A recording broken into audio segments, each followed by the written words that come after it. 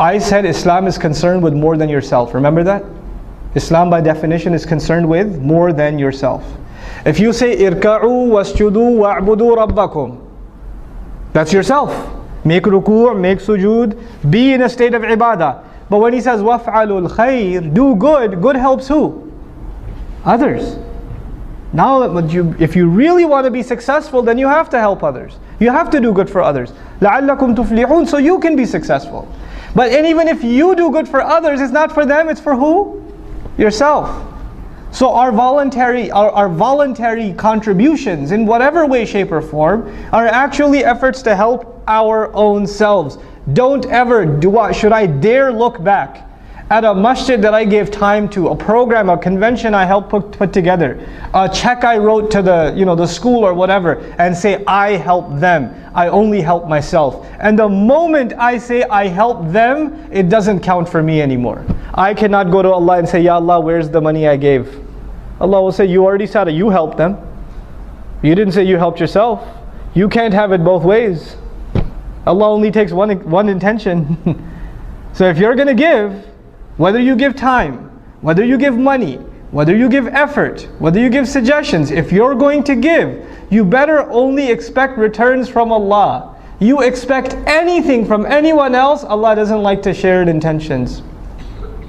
Allah is very jealous of intention, subhanahu wa ta'ala. He wants His intention to be exclusive.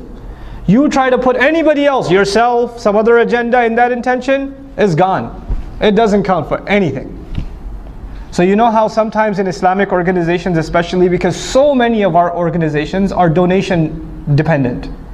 Masajid are donation dependent, schools are donation dependent, right? Da'wah organizations are donation dependent, publishers are donation dependent. People write a big check, somebody writes a $20,000, $30,000 check or something.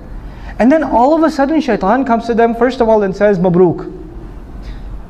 And then he says, hey, by the way, why don't you give them a suggestion about the color of the carpet? I mean, after all, you wrote a big check. You should at least have some weight in your opinion. And so you go and you give a suggestion. You didn't give a suggestion before you wrote the check, but all of a sudden, now your opinion just got $30,000 heavier.